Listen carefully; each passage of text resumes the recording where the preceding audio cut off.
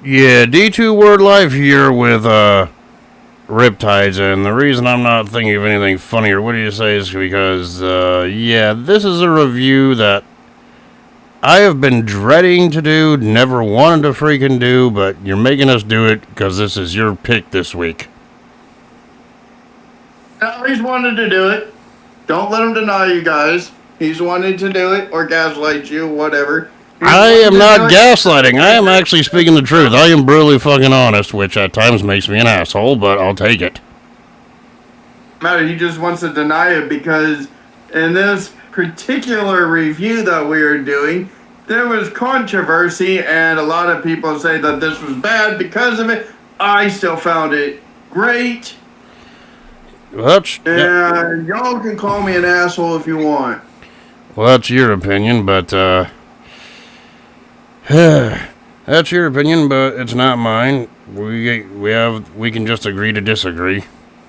Pretty sure there are some people that feel the same as you. I just don't know who, because the majority of people online share my opinion about this, but it is what it is. But anyway, that being said, this week we're reviewing Over the Edge 1999, which is a pay-per-view that lives in WWE infamy. But this event took place on May 23rd, 1999, a dark day in pro wrestling history because of what happened at this event. Right? We'll get to that. We'll get to that whole discussion when we get there. It took place in Kansas City, Missouri at the Kemper Arena with an attendance of 16,472 witnesses. I mean fans. Yeah. Right? Well, fans. Does not matter. Commentators for this event is Jim Ross and Jerry Lawler. And the ring announcer was Howard Finkel.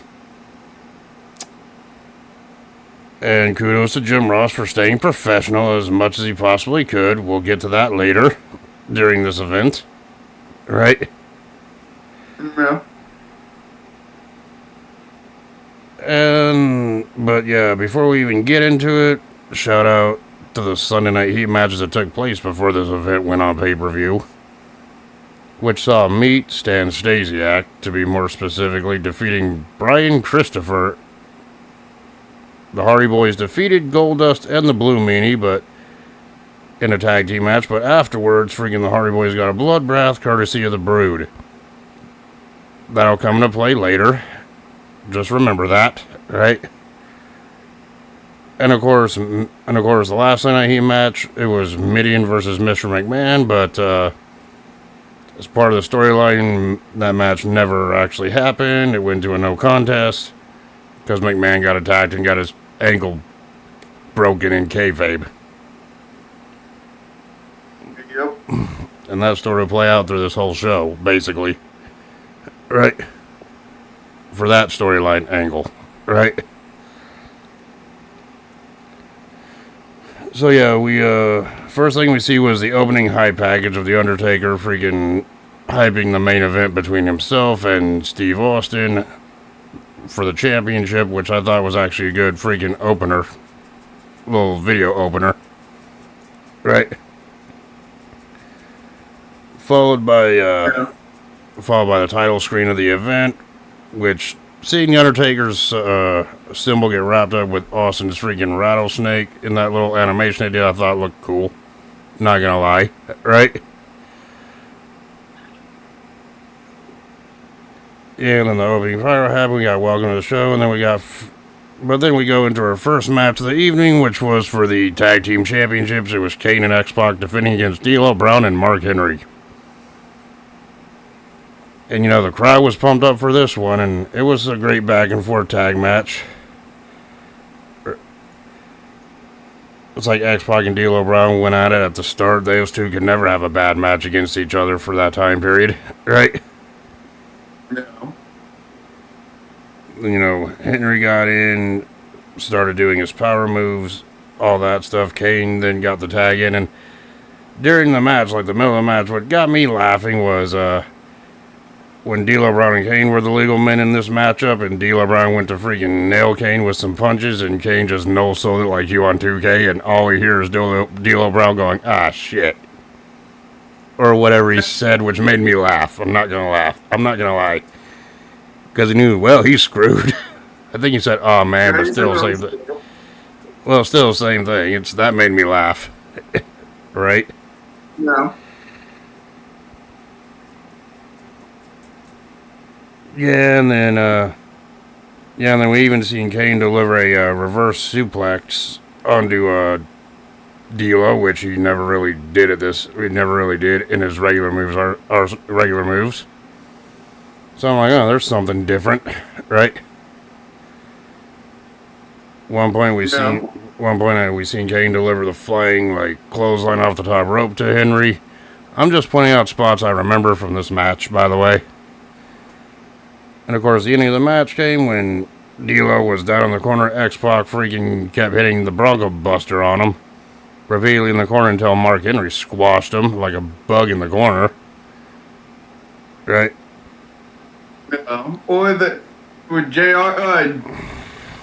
Jerry would fucking say, "Oh, Shane's gonna sue because of this." Yeah, because Shane was ripping off the Bronco Buster, using it for his own maneuver at this point. Right? Yeah.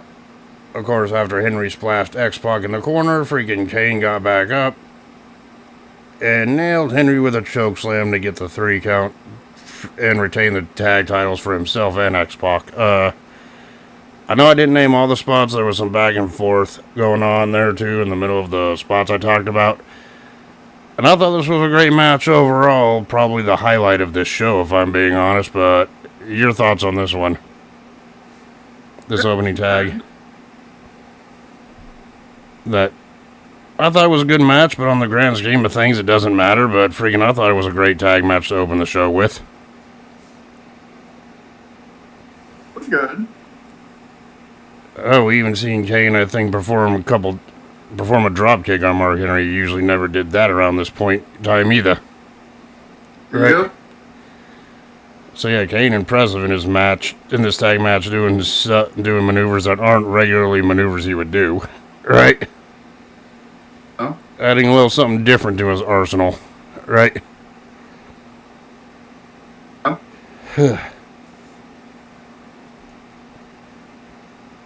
So yeah, after that tag match, we go into the Hardcore Championship match. It was a rematch from Backlash the month prior. It's Hardcore Champion Al Snow defending against Hardcore Holly. Right? Yep. And of course, Snow had not only head, but he also had what was the freaking mannequin deerhead's name again? I forgot. Pierre, yeah. So yeah, he had that with him. Bunch of weapons. Those two fought all over the arena, basically. Those two fought into the arena, nailing weapons with each other at one time. Holly, at the beginning of the match, nailed Al Snow in the head with a cookie sheet, bending it up. I'm just like, we gotta see the kitchen sink once again. No, that didn't happen, but they fought all the way up to the back where the concession stands were at the point, where to get souvenirs, food, that area in the arena. Yeah. Fans being held back by security in the background. And it resulted in freaking, they eventually, I think Hardcore Holly nailed Al Snow with funnel cake. Right? Yeah. In the back. Right there. And I couldn't help but notice, this was $19.99. I couldn't help but notice, the sign said, funnel cake, $5. You and I both been to WWE shows. You and I both know that sounds really cheap. Nowadays, they're like $8 to $10. Yes. Because we've been to current events. Ooh, boy. If there was food stands that sold shit for $5 like that, we wouldn't be bitching about the price of food so much at these shows, would we? Am I right? Yeah. But anyway, we go back. The Brawl freaking moved right back into the ring again. And Al Snow got the advantage over Harley this time when he decided to be a dick to to Hardcore Holly's Sparky plugs, if you want to call it that, right? No. By continuously stomping on him and just everything else. Of course, Holly did fight back. Holly did fight back, and Holly, I noticed, struggled setting a table up because the table leg kind of broke out of place, or the support did for the table leg, right? No. Holly was like some bitch, but he made it work either way. But the ending of the match, of course, at one point Snow did his snowplow on the Holly. Holly kicked out at 2. When the match came to an end, when freaking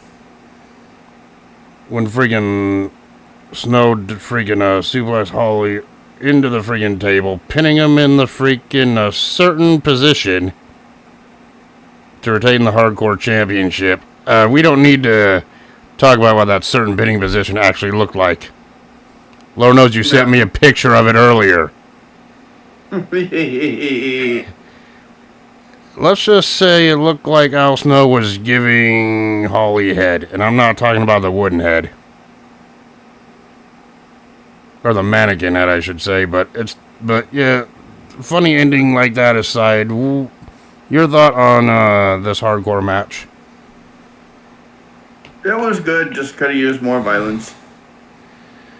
You always say that about these violent, as if they're hardcore matches at St. Valentine's Day Massacre and Backlash 99, which we both saw wasn't hardcore enough compared to this. Am I right? No. You were like, it could have been more violent. We could have seen more of match content. That was at Backlash, right? Of course, it was after this we saw Pat Patterson and Jerry Briscoe in the back, pretty much confirming that Vince McMahon's freaking ankle was shattered after that attack on Sunday Night Heat, so there was doubt that Vince McMahon or Mr. McMahon could make it for the main event to be the second special guest referee. Well, they were arguing between saying, oh, it doesn't look good, oh, it's broken, oh, it doesn't look good, oh, it's broken. But we all know about what was actually going on. Well, this was before we go on, but this is the part I'm talking about now. We go back, and this is the part, and we were watching the WWE Network version, or Peacock version, or Netflix version, the edited version. That's what we were watching. But I remember next match was supposed to be, I remember this.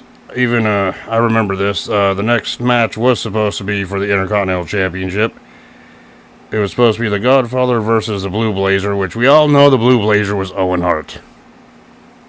And I remember Jim Ross, the live feed cut back to the arena, and Jim Ross was like, "Okay, we're having some problems out here," and I think that's when it happened. But they showed the pre-recorded interview of Owen Hart as a Blue Blazer talking about his match with Godfather, right? Yeah. And this is part of the sucks. After that interview was over, we cut back to Jim Ross, and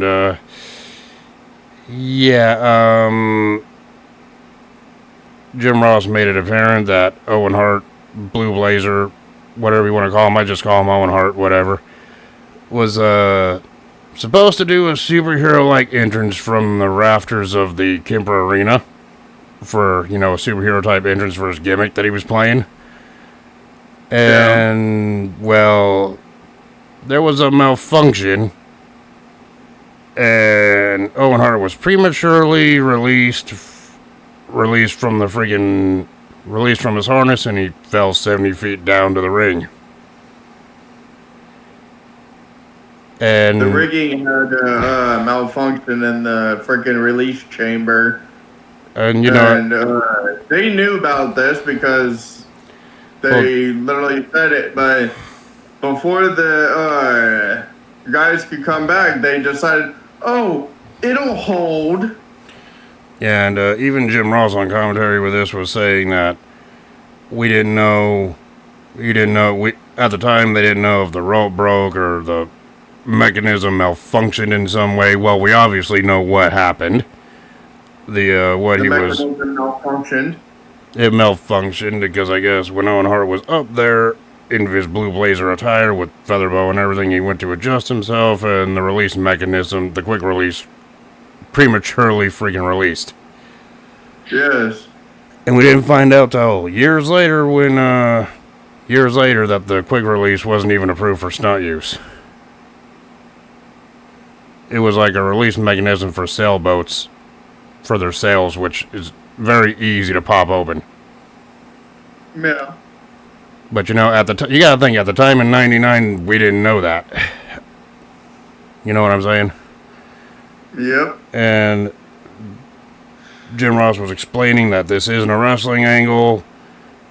Well, the whole time the cameras are panning onto the audience, that way no one at home seeing what was going on in the ring, with the EMTs attending to Owen, putting him on a stretcher and all that stuff. And let's just say like equivalent of a Gallagher moment where he would smash a hammer with a watermelon. And but instead, it's more like Houdini as well. With what happened, which everyone knows what happened with him with his last stunt before he passed away. So it's like, you know, I mean, the show was like stalled for 15 minutes, according to reports here. And Owen was transferred into the back. Everyone was stressed out in the back at this point. And there's a lot of wrestlers who, in their podcast talking about this story, said that they seen Owen's face turning blue in the back, and they knew he was pretty much either gone or on the verge of going. Yeah. You know? And I guess this is where the controversial decision was made by McMahon to continue the show as scheduled.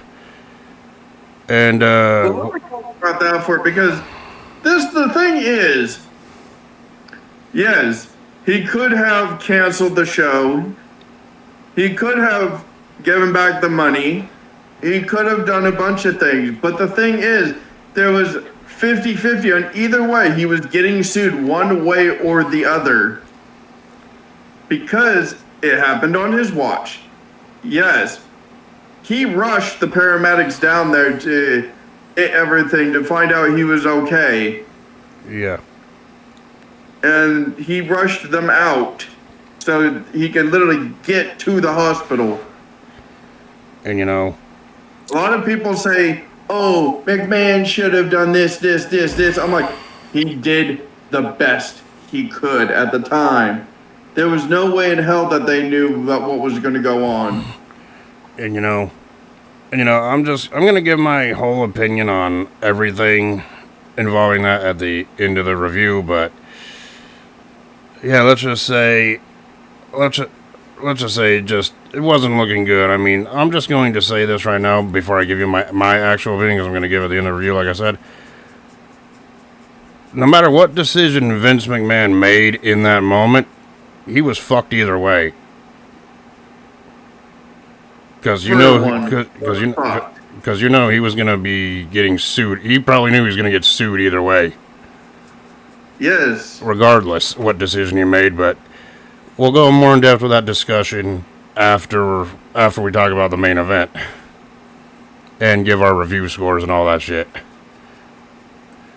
So anyway, after about 15 minutes, when Owen was taken back to going to the ambulance, fighting for his life, basically,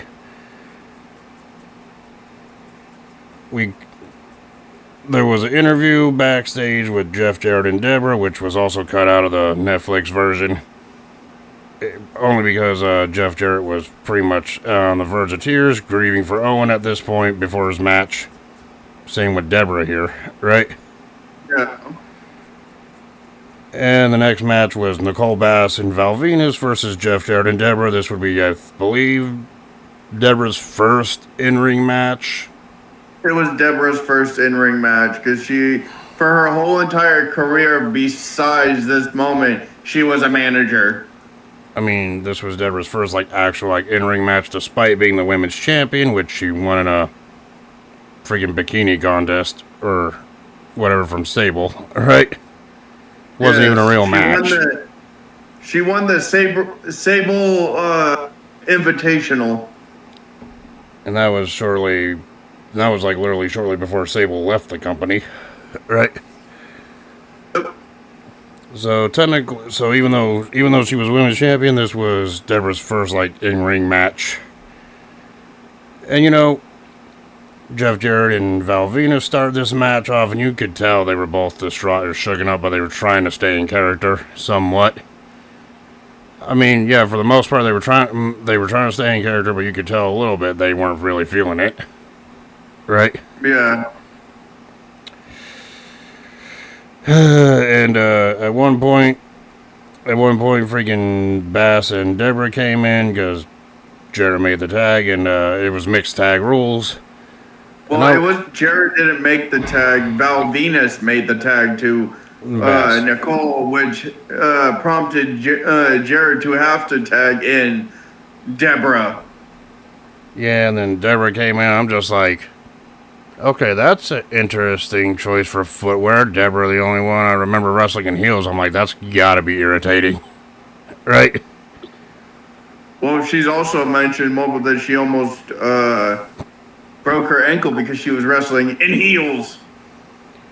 And of course, whatever freaking Deborah did had little to no effect on Bass. Of course, I thought it was funny when Bass had her back turned and Deborah freaking just jumped on her trying to put her in a sleeper hold, right? Yeah. Which freaking Bass really no-sold. Of course, after a little bit more wrestling between Venus and Jarrett back and forth, this was after Bass got stuck, looked like she got stuck in the corner, and went face first in the turnbuckle a couple of times from Deborah.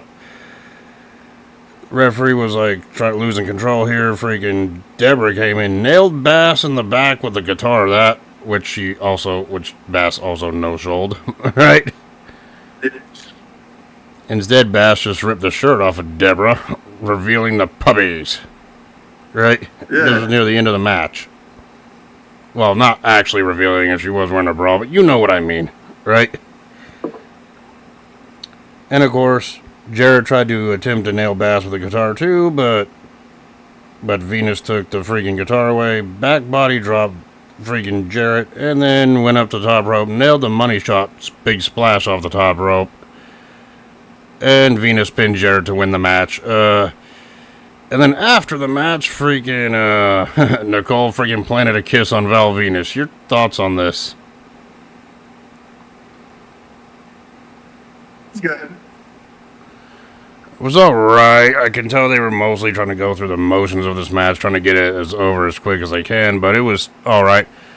And of course, Nicole Bass was bleeding a little bit from her freaking back of her head from the freaking dang guitar shot, but it is what it is, right? So next we see the New Age Outlaws explode as it's Billy Gunn taking on the Road Dogg. Next. Yeah, and then Road Dogg pretty much in the back. This little line was also cut out. Freaking Road Dogg was first thing he said on the mic was like, "Owen, I'm praying for you, buddy." And then he goes on. Talks about how the hell he's going to destroy Billy Gunn and that he's the D-O-double-G and Gunn's the P-U-S-S. And I'm just thinking to myself, wow. That little insult made me laugh. Right? Yeah. But anyway, and then Billy Gunn did a little interview saying that he was pretty much carrying Road Dogg during his tag team, and what insult did he spring on him again? Calling him some kind of medical sexual disease or whatever it was. For a bad case of the clap. Oh yeah, that's what he said, right?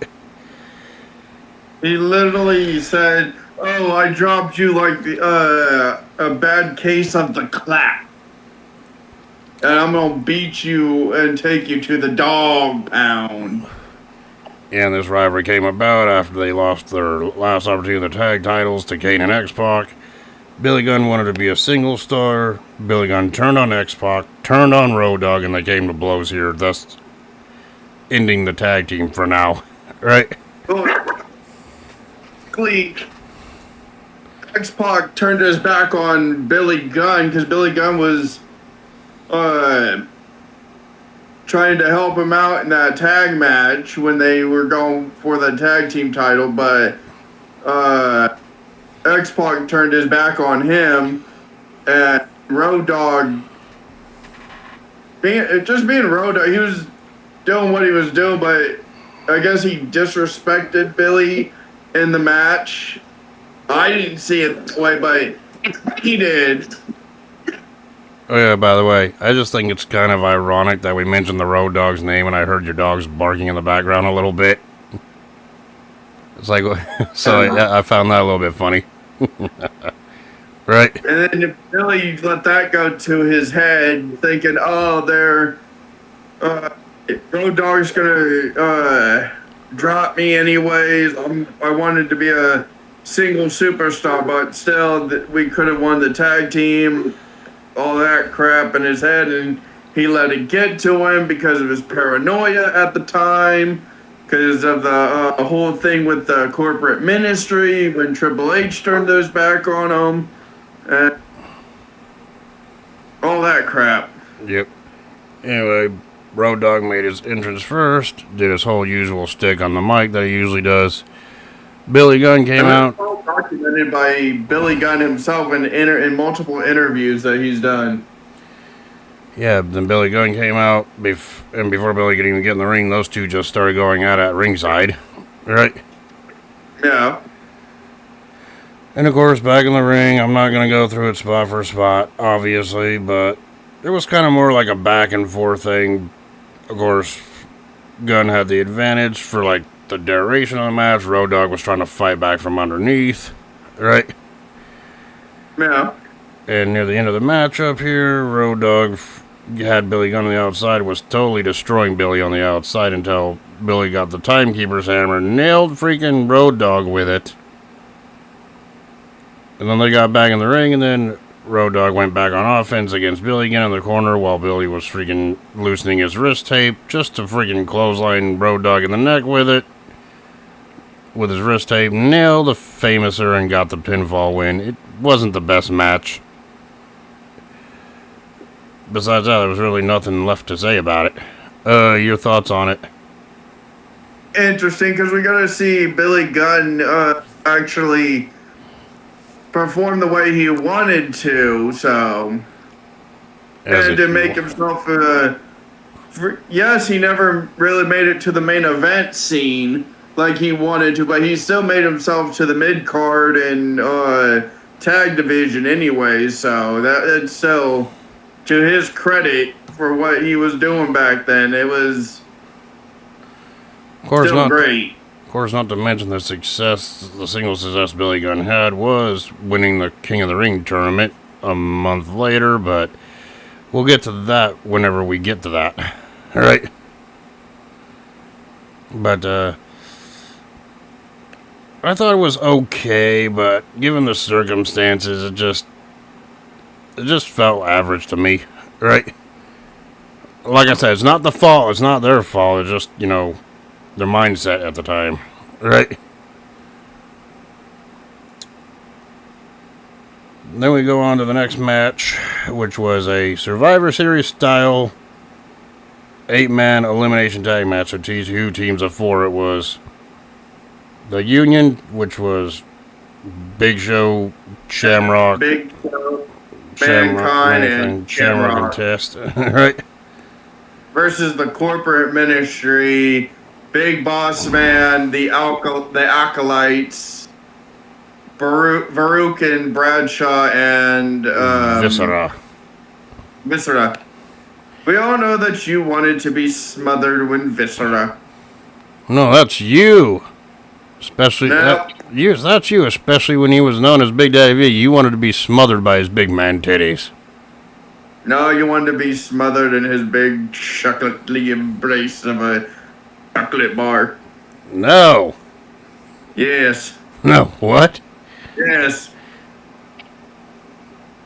Oh, hell no. Anyway,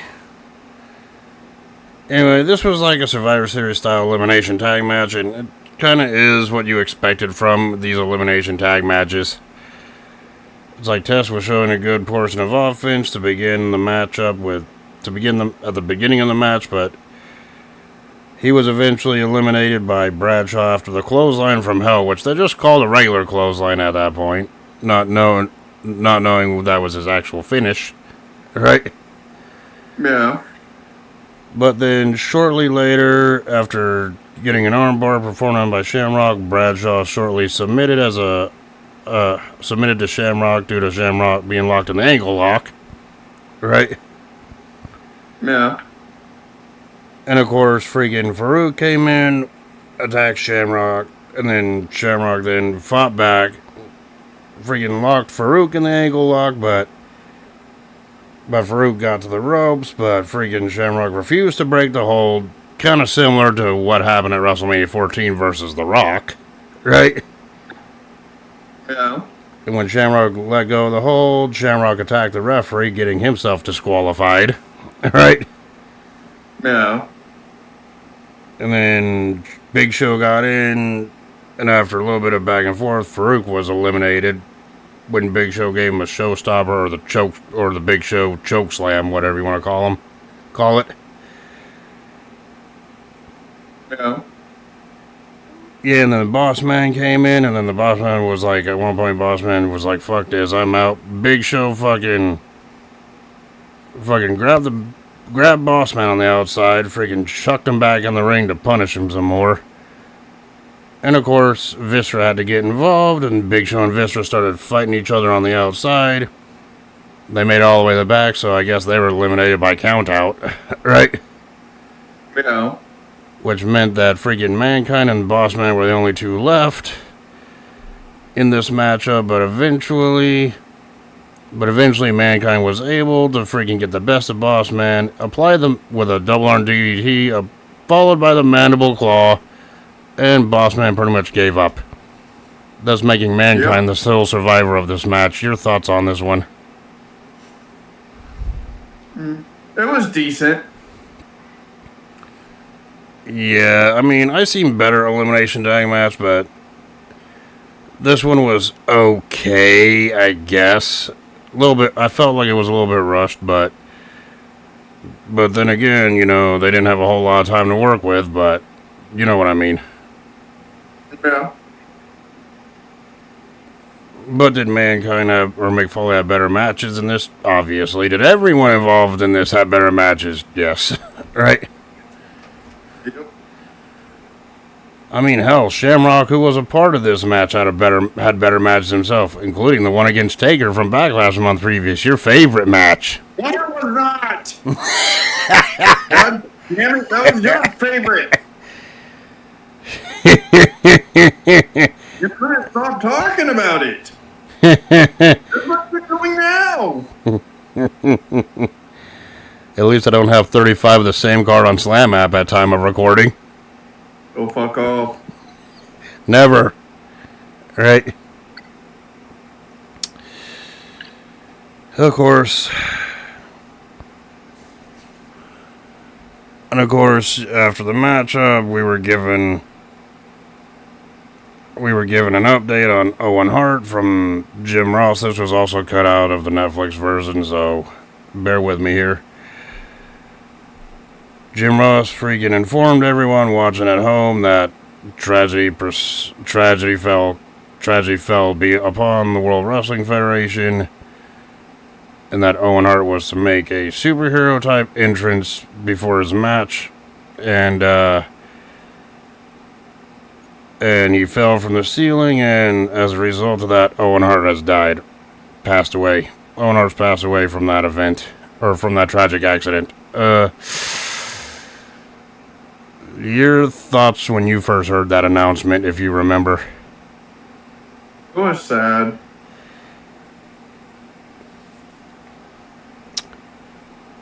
So, yeah, yeah, and obviously the only people who heard that update were the people watching on pay-per-view. The people in the arena, pretty much word spread because, you know, there was people sitting behind the commentators that heard Jim Ross's announcement, and it just spread like wildfire, and the crowd went silent once the news been spread.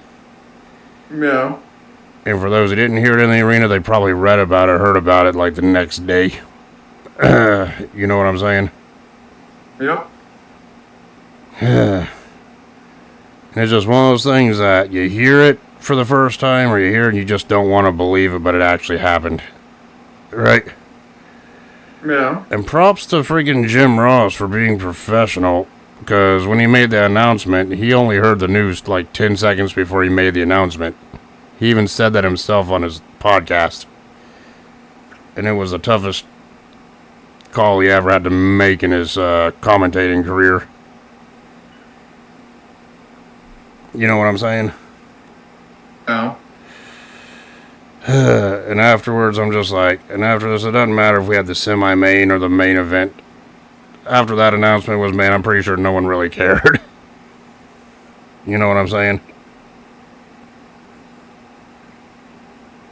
Of course, we go to the interview to The Rock in the back, where Rock was about to talk about his match with Triple H, and this was after they showed the freaking like storyline video package about Triple H and The Rock facing each other, and The Rock was going into this with a kayfabe broken arm, thanks to Triple H shattering it with a sledgehammer.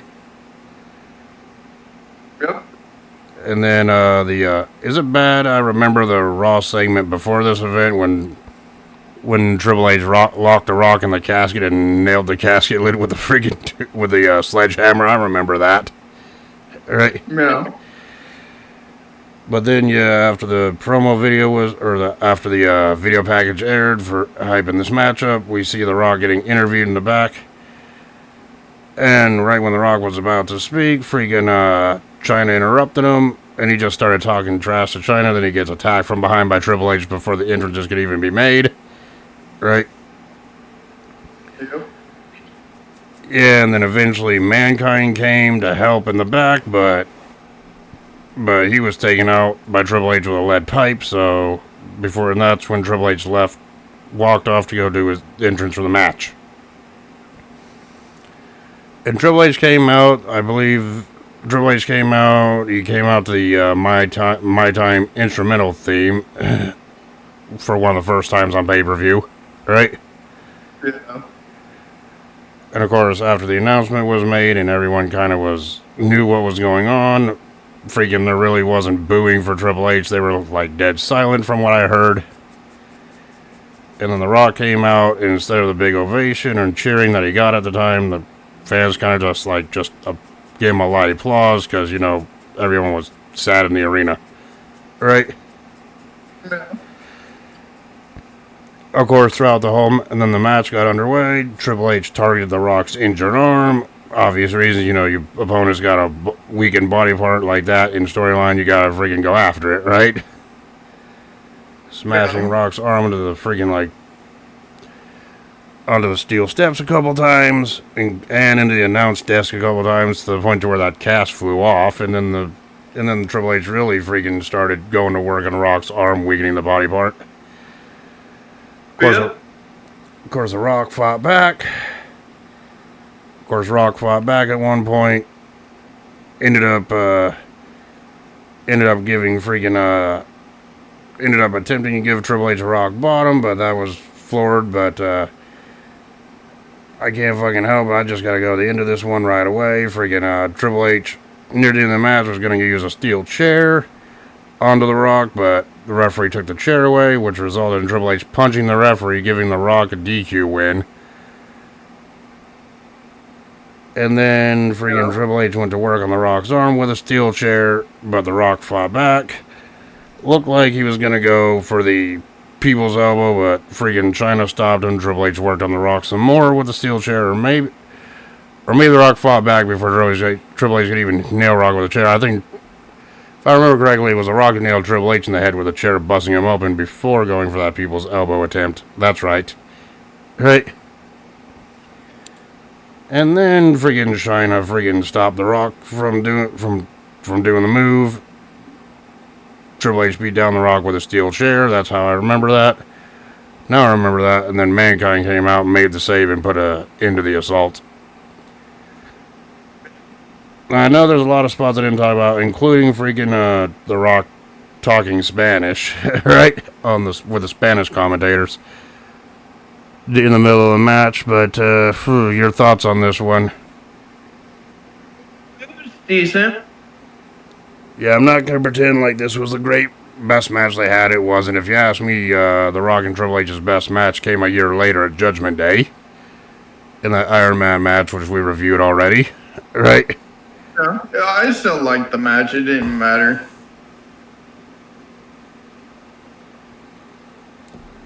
But yeah, and then that was a semi-main, so we move on to the main event next. But of course, Rock Triple H match I thought was okay, but it felt flat with the ending. But you know, it is what it is, right? You may think so.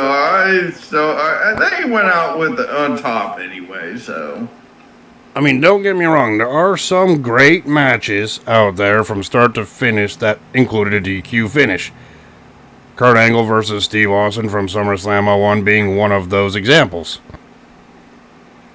But, you know, a DQ finish could also break a match, and to me that's what it did for this one, despite the action but from start to the end was actually pretty good. But, you know, I get it. They told the story they needed to tell, and they were going to have more matches later on afterwards. So it's not like, oh, this was their last encounter in a DQ. That would have sucked. You know what I mean? You're just hating on it because of what happened. I'm not hating on it because of what happened. Yes, I'm not hating on it because of what friggin' happened. I'm just stating facts. They had better matches against each other. That's all I'm saying. I mean, would you rather go back and watch their Over the Edge 99 match, or would you rather go back and watch their Iron Man match from Judgment Day 2000 literally a year later? Despite the Iron Man match having Shawn Michaels' short-ass biker shorts that everyone hates. We all know that you love those sparkly shorts. You want them. I No. will find them all the way to get them for you, buddy. It's like, no. You want them. Actually, you said you had a pair like that, which is a disturbing thought. Yeah, I do have a pair of short shorts. Watch the next wrestling show we go to. You're going to be wearing those short shorts just to annoy me. The only thing you need now, the only thing you need is a striped ref shirt to match the ensemble. Also, you just see me with the freaking referee shirt. I'd look at you and be like, son of a bitch. I'd be like, what are you supposed to be? Shawn Michaels from Judgment Day 2000. Of course you are. Yeah. And then all you would hear is, I wear short shorts, you wear short shorts, I love short shorts, you love short shorts. Hell no. Yes. Don't let them lie to you. But anyway, we go on. I ain't lying. Dude, you're lying so much your nose has grown into a tree by now. Just like I find a freaking pair of those snakeskin pants. I swear to God. Okay, knowing your fashion sense, that actually would sound like something you would wear, but I swear to God, don't.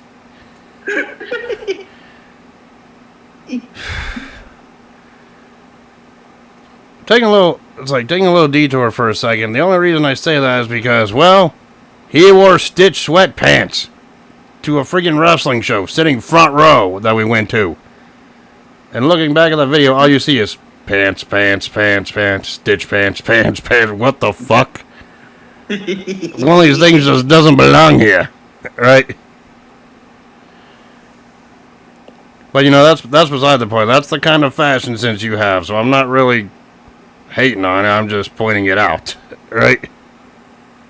Mm-hmm. He's a hater. I ain't no damn hater. And He's a conformist. Shit, no. I ain't no hater. And the stuff I wear, I don't wear it because it's the latest fashion. I wear it because it's fucking comfortable, ass. Right? He's a conformist. You got rich people spending thousands of dollars to make themselves look homeless, and you're calling me a conformist? Hell no. You know all about that.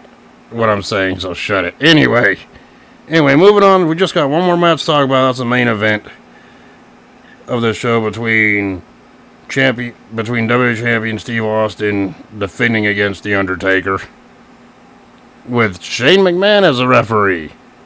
Mr. McMahon was supposed to be the referee, but then he was kayfabe taken out due to a broken ankle. Of course, Pat Patterson came out after Shane McMahon did, and this was after they did the whole hype package for the Austin Taker main event, which... And Pat Patterson got chokeslammed, so he got taken out. But yeah, the story leading into this was, Taker abducted Stephanie in the limousine at the end of Backlash. Then freaking Taker attempted to marry Stephanie in that unholy union wedding while Stephanie was strapped to the symbol. Austin came out, stopped that from happening. Then Shane McMahon merged the corporation with the ministry, making it the corporate ministry, right? Thus said that the Undertaker is the number one contender for the WWE Championship, and that Shane would be the referee. Shawn Michaels made freaking Vince McMahon the second referee of the match, but as we know, Vince got taken out like I mentioned earlier, right? So yeah, Pat Patterson came out as Vince's replacement. After the Undertaker made his entrance, he was just sitting there staring at a dark hole through freaking Pat Patterson. Took him out with a choke slam right at the start, right? Yep. Then Austin came out, and Taker and Austin just went at it. It was your typical Attitude Era main event. They went all over the place. But before they did that, freaking Austin was in control of Taker in the ring, and then Taker came out. Taker freaking got back in control, working on Austin's knee, right? Yeah. Weakening, because Austin had a knee brace on, obviously. But yeah, freaking, they went out afterward, and at one point Taker was choking Austin with the freaking dang camera cables on the outside, right? Which Shane McMahon gave a slow 5 count to, because Shane wasn't going to be impartial here, right? Yeah. Yeah, and if Austin would touch freaking Shane, I guess freaking Shane would award the championship to The Undertaker anyway. And of course, Shane wasn't going to disqualify either person, because hell, Shane McMahon knew if he disqualified Austin, that means Austin retains the championship, so he wasn't going to do that, right? So essentially, This was an unofficial no disqualification match, because Shane wasn't doing shit to stop it. Yep. And at one point, Taker took the steel step and freaking the bottom steps and kicked it into Austin's knee, right? Yeah. He also tried to drag Taker. He dragged Taker's leg to the steps and stomped on it when Shane was trying to pull him back, which he couldn't pull him back at all.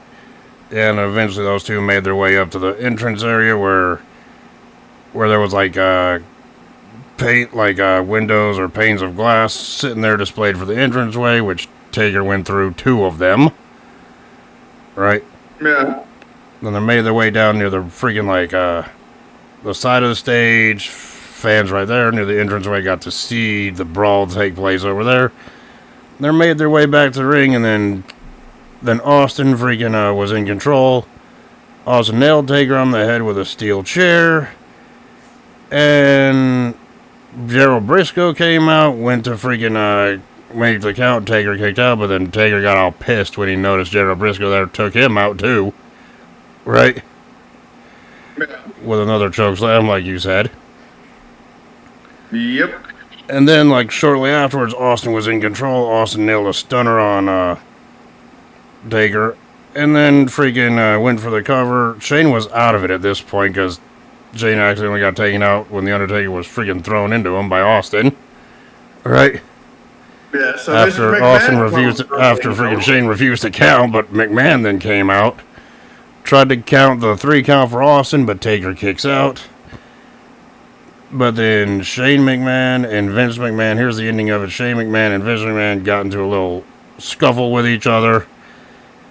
Then Austin freaking got up, tried to confront McMahon about the 2 count, but Shane shoved freaking Vince into Austin, which promptly led to The Undertaker nailing Austin with the most devastating move in all sports entertainment, the surprise roll-up, and Shane McMahon counted the fast count. Well, technically, Mr. McMahon helped with the roll-up because he literally held Stone Cold's fucking legs when he went down, so... Yeah, and Shane McMahon delivered the fast 3 count, which led to The Undertaker winning its 3rd World Championship in WWE.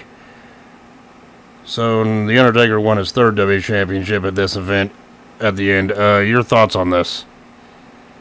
It was good. I liked it. And I get it. Was it the match of the show? Yes. And I get it. I mean, they wanted Austin to look strong in defeat by having him lose to a screwy finish like that, but also it made Taker's character look like a cowardly heel, taking the easy way out to win the championship. But I can kind of understand both arguments, and you have to protect both of them. You gotta have Taker be the heel, getting a win like that, but you also got to protect Austin in defeat and not lose clean. That's pretty much what happened. And of course, this would not be the end of Taker and Austin's battle. They would have a rematch like about a month later when Austin took the title back. But yeah. We go on to our rating system and our final grade, which I always say is our favorite portion of these reviews. Kane and X-Pac defeating D'Lo Brown and Mark Henry to retain the tag team titles. I gave that one 4 out of 5.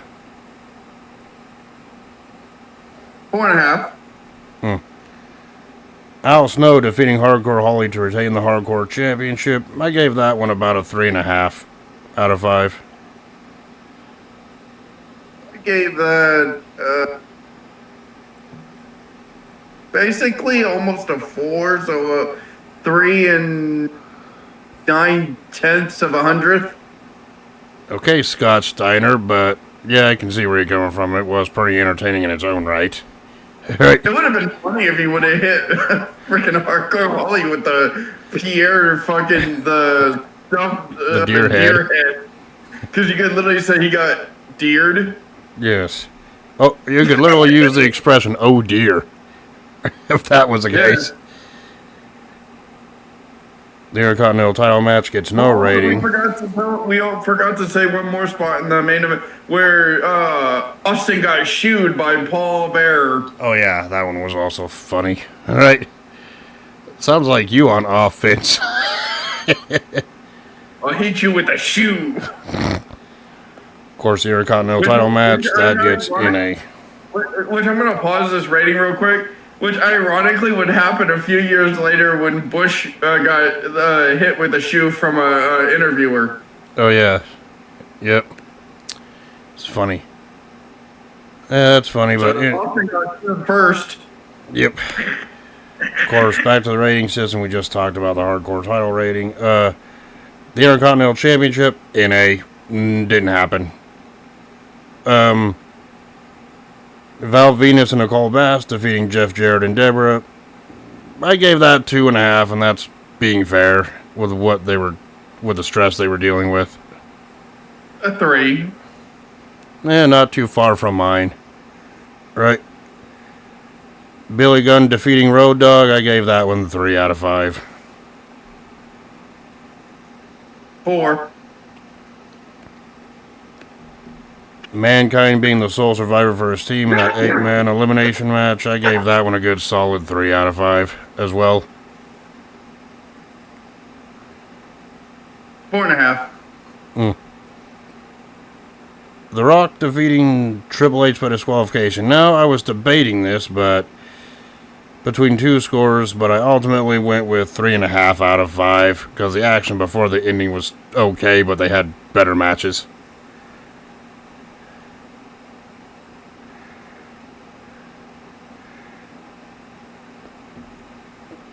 So what would you... Okay, so not too far off from mine. And of course, the main event. The main event that saw Undertaker defeat Steve Austin to win the WWE Championship with the McMahons as the two guest referees. Despite like the roll-up, weak finish, I get it. I gave that one 4 out of 5. 5 out of 5. Yeah, but you know, you and I, we don't see eye to eye with the freaking grades. I can tell you that. We kind of got the scores close by with our personal enjoyment out of it, but I'm with the minority of people that my personal final grade for Over the Edge 99 gets an F. I'm sorry. I don't want to watch this again. And I'm with the majority of people, which gave it a B to C rating, so... Yes, people are going to criticize me. Yes, do I give a fuck? No. Will I still grade this a B or C grade? Yes, I will, because it was, despite what happened, yes, someone died. That is sad. It was tragic. It was fucked up. Everyone gave their damnest to put on a match to satisfy the people, even though, yes, like I said, it was sad, everyone was depressed, they still did it for the fans. And they did it for Owen because they know that he would not want everyone to be sad for him, to be dragged down. He would literally want them to try their damnedest. And you know, going back to what we were discussing earlier, it's like, I know there was a lot of debate in the wrestling community ever since this show up to this day, 27 years later. Should this show continue, what would you have done in this situation? Honestly, there was no right or wrong answer. There was either fucked or fucked. It did not fucking matter. The whole thing was, yes, he died during the thing. Yes, the family was going to sue either way, regardless of what was going to happen. Yeah, and I know you got to take into effect probably the crime scene should have been investigated and all that, which... I'm just saying, if I was in that situation, this is my opinion, I don't know what I would do personally in that situation, but I know this may be a hot take, but I can kind of look at this as half and half, but if I had to pick one, I probably would have just had the show continued, despite how controversial that would have been. That's the thing is that people are criticizing Mr. McMahon for is that he let the show continue. I think he weighed his options. He was either fucked or fucked. Because you gotta realize he really took the middle ground to see what was going on. He kept in contact with everyone. Because either way, he let the family members know. He let Bret Hart know, even though that they were arguing and shit. So he rushed off to go see what was going on with his brother. He contacted Owen's wife, and so did Mr. McMahon, but she didn't want to talk to Vince. Yeah, according to the documentary, the Dark Side of the Ring documentary, Martha did get that freaking call from Vince telling her the news. News. And it was just a bad all night because you gotta think for a second. One, he's fucked either way. Vince fucked either way. He's gonna get sued, which ultimately did happen, as we know. But if he stopped the show, they'd have to tell everyone why. He'd have to offer refunds. A lot of sponsors would be pissed at him and all that shit, and everything else like that. And you'd have to comp people's tickets or offer refunds. He took the middle ground, which, yes, he was getting fucked either way.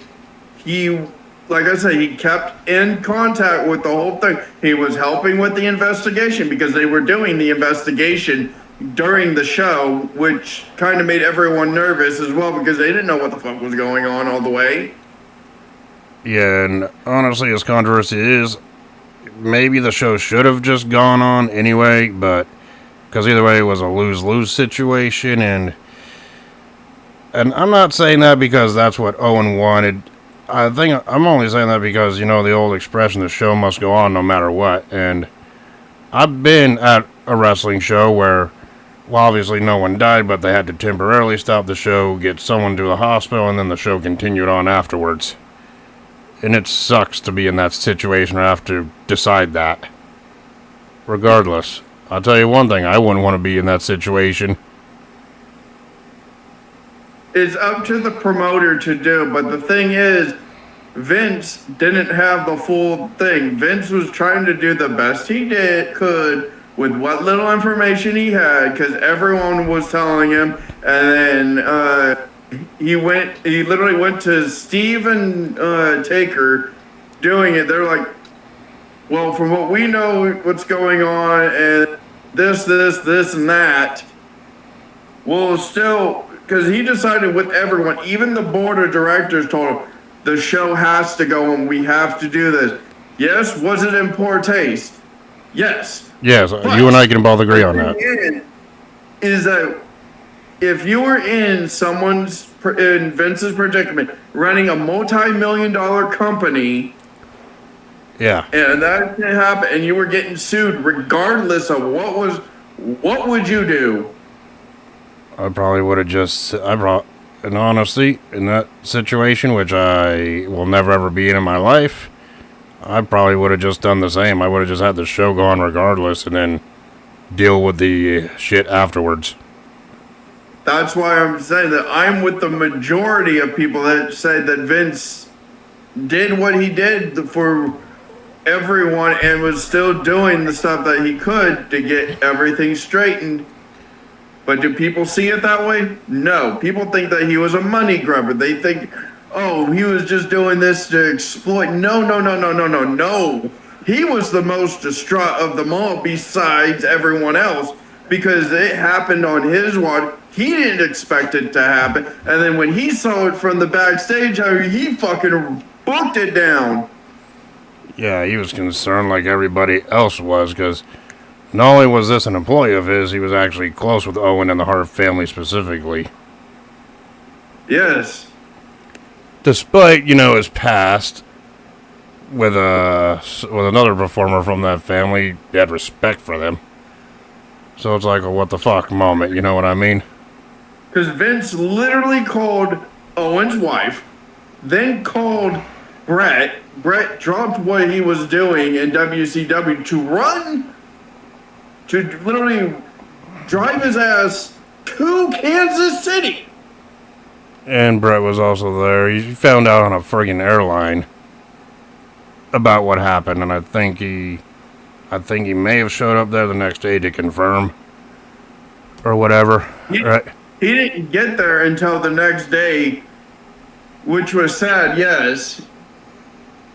And of course, you know, Owen's funeral was at the end of '99, was at the end of May, and you know, that's when friggin' Martha declared that she would be suing Vince for a wrongful death lawsuit, which she ultimately won, which meant that she now owns the right to Owen Hart's name, his likeness, and use that money to create the Owen Hart Foundation,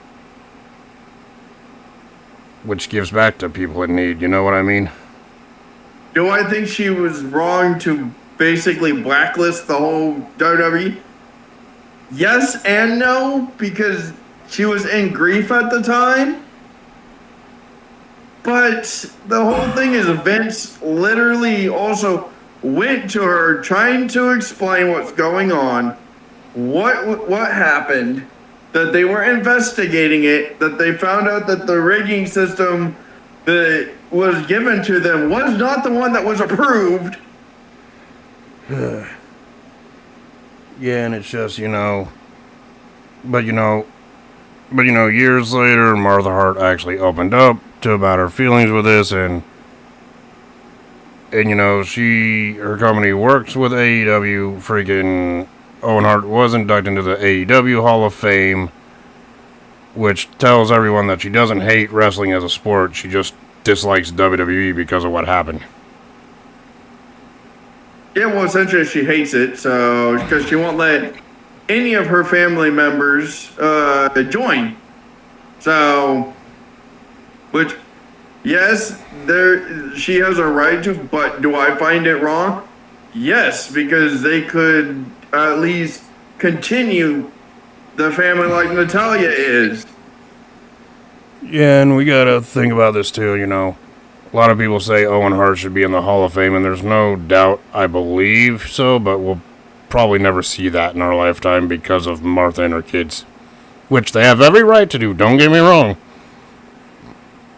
But, it would be nice to at least see that, but we know it's probably not going to happen. I'm not going to sound like an asshole for this. To some people, yeah, I think she should get her head out of her ass. Let them induct him, because that's what everyone wants to see. I'm sorry that it may sound hard. I'm sorry you guys do not like my opinion.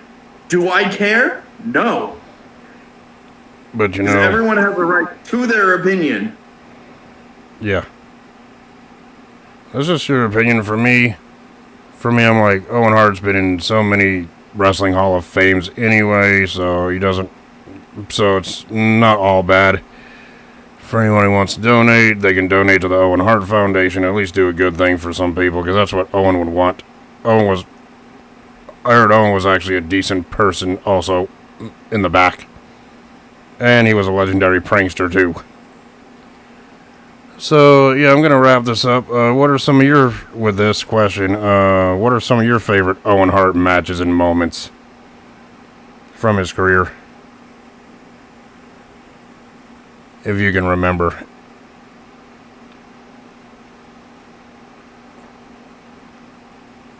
You're a nugget. I'm not a nugget.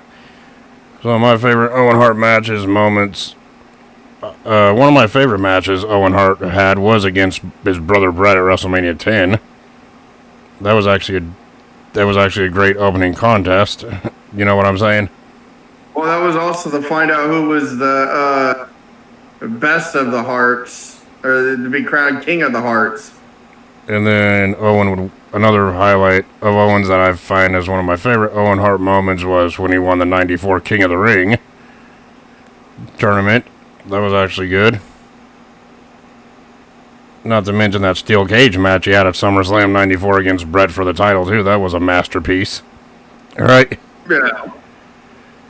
And of course later on winning the Intercontinental Championship, multiple tag title reigns with Yokozuna, British Bulldog, and Jeff Jarrett.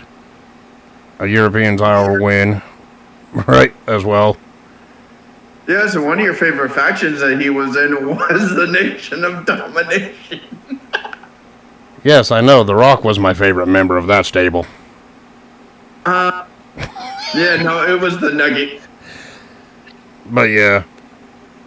And of course, there was this feud with Steve Austin in 97 when he ripped off the Austin 316 by saying, Owen 316, I just broke your neck. Yeah.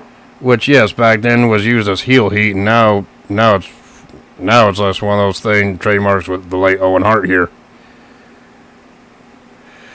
Despite all this, I feel like Owen Hart's legacy should be celebrated and shouldn't just be tied to the incident that we spoke of in this review. Exactly. That's why I said the way I said it. Are people gonna hate me? Am I gonna get heat online for it? Probably. Most damn fucking sure. Probably, but do you care? Not really. Do I give a damn? No. Do I get called out in half our videos? Most likely. By me specifically. Yeah, I'm just like, what the fuck? But I think that he should be inducted into the WWE Hall of Fame. Yes, his career should be celebrated. Not just for, the Owen Hart Invitational for AEW. It literally should be spread throughout the whole wrestling community. Yeah. Whether it's in AEW, TNA, fucking the indie promotions, fucking WWE, where he became a star. I get what you're saying, right? Yes. Let it happen. But it's fine. Right now, it's fine. I mean, right now, I agree with you on the most part. Will it happen? Maybe or maybe not. Only time will tell. But as for now, we got at least a memorial tournament in AEW, despite us not liking AEW. At least there's that for his honor in the wrestling world every year, right? Yes. So that's better than nothing. You know what I mean? Yeah. But anyway, so yeah, that's our thoughts and review on Over the Edge 99, plus our little rant that may or may not be controversial, but just our opinions. But next week we get to talk about my pick for next week, for next week's review. So, as we know, a week from... So yeah, next week, a week from Sunday, I believe it is, we got Clash in Italy. This time I actually made sure to say the name right. I have to keep remembering Clash in Paris was last year. It's Clash in Italy this year. Right? Yes. And I thought about it for a second. I'm just like, I want to review a Clash show right before we do the Clash in Italy review. Right? So next week we are going to be watching and reviewing Clash at the Castle 2022. That saw Gunther defend the Intercontinental title against Sheamus in a hard-hitting freaking brawl. And we see damage. And if that don't take a fancy, we see Damage Control taking on Bianca Belair, Alexa Bliss, and Asuka in a 6-women tag match. Correct me if I'm wrong, but I think we may have gotten that Asuka and Io Sky promo that I liked before that event. Maybe afterwards, but I know it was somewhere during this time period. No, it was before, because it was Bianca Belair, Asuka, and I'm blanking on the other one. Well, Damage Control, we had freaking Bianca Belair, Alexa Bliss, and Asuka. Bianca and Asuka versus Damage Control, and this is where we had the freaking thing where it's going baka baka baka baka baka baka baka baka. Yeah, that one. You know the one I'm talking about. Yes, it was a week prior to Clash at the Castle, and we're literally yelling at each other fucking in Japanese, and then Asuka was saying baka baka baka baka baka baka baka, and then freaking he was like, bitch. Yep. Oh, and also at this show we're going to be reviewing, we had Edge and Rey Mysterio taking on the Judgment Day. I think this was the one where Dominic turned into the trash can. Yes, this is where Dominic hit Edge in his Copelands. He hit Edge in his Rated R Superstars. Yeah. And then we see a Matt Riddle and Seth Rollins match. And not to mention the main event, which was Reigns defending the undisputed Universal title against Drew McIntyre. All from Wales. And this was the one where McIntyre to win. Which this was the one that had McIntyre come out to his partial old theme mixed with his new theme. Alright? Yes. Either way, that should be fun to rewatch once again. I remember watching it live. I remember watching this live, and I thought it was a decent event. So we'll just see if it still holds up. 4 years later? Yeah. So yeah. Anyway.